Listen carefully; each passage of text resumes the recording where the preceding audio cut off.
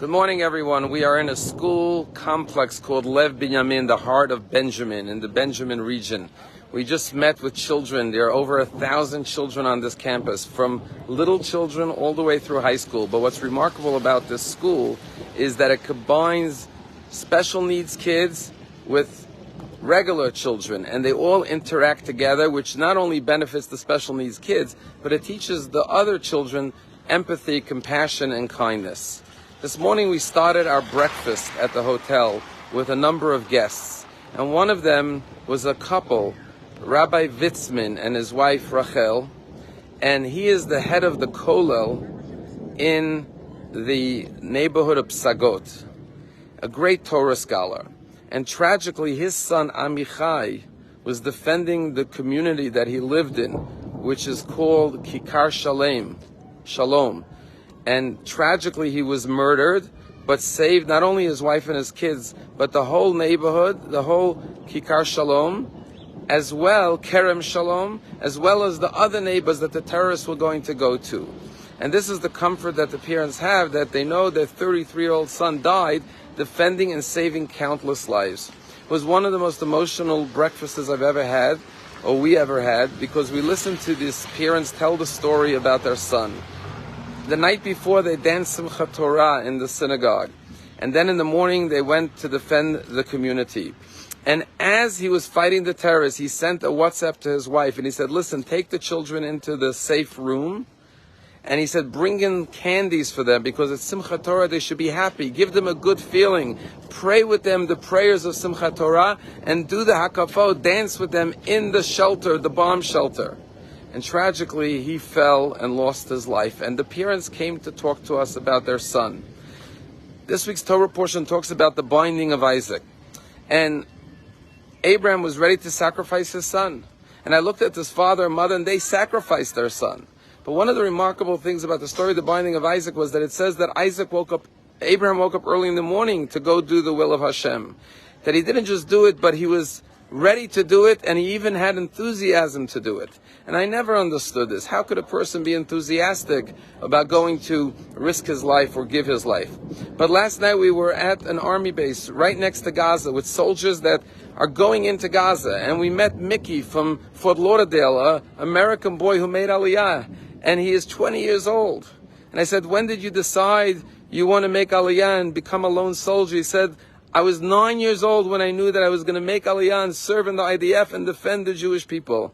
And he is eagerly awaiting to go into Gaza to be able to defend and protect the Jewish people. This is the love, this is the dedication, the fearless bravery that we see here in Israel wherever we go. But Israel's not about the Akedah, about giving our lives. It's about protecting lives. And that's why at the end of the story, God tells Abraham, don't touch the young boy, don't touch the lad. On the contrary, I will bless you. Your children will be like the stars in the heaven. It's about building a beautiful country. And when you come to a school like this, you see the love, you see the unity, you see the words, the refrain throughout the binding of Isaac. Vayelchu shnehem yachdav. They walk together, father and son. The Jewish people are walking together. Everyone is standing shoulder to shoulder, side by side. We just visited little children with special needs. And some of them are 6 months, 1 year old, hooked up to machines still.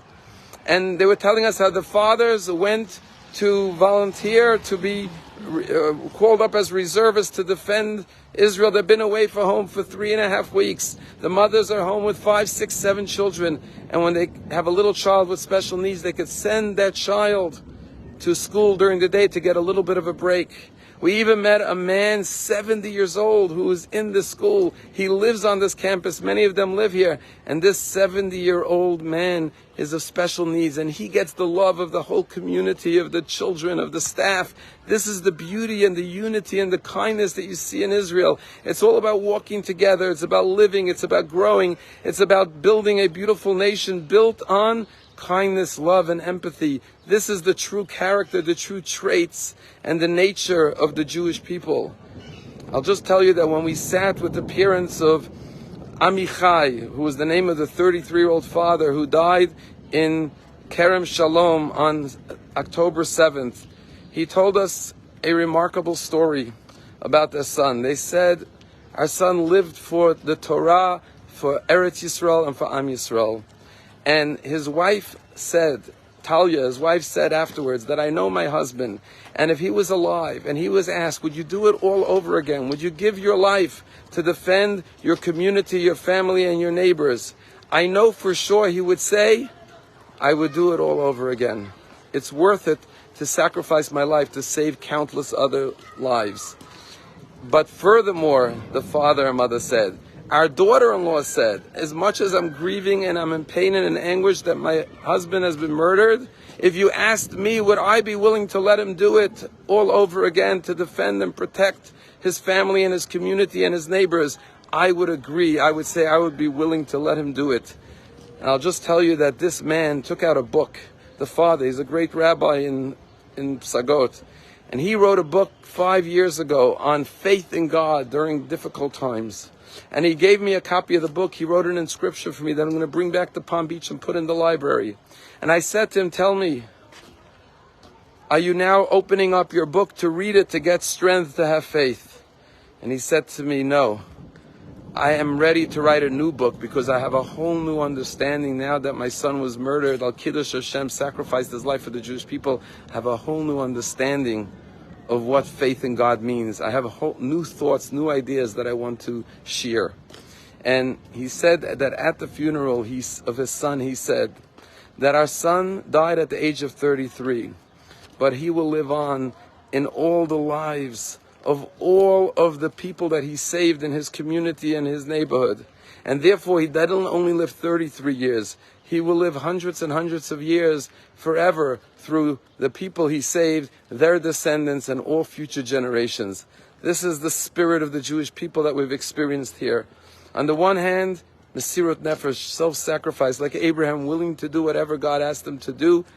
But on the other hand, realizing that the way we will preserve our Jewish nation is, the way we will become like the stars in the heaven is by Vayelchu Shneim Yachdav, when the whole society, the whole nation, the entire people celebrates life, loves children, shows love to a 7-year-old special needs man and a little 6-month-old baby.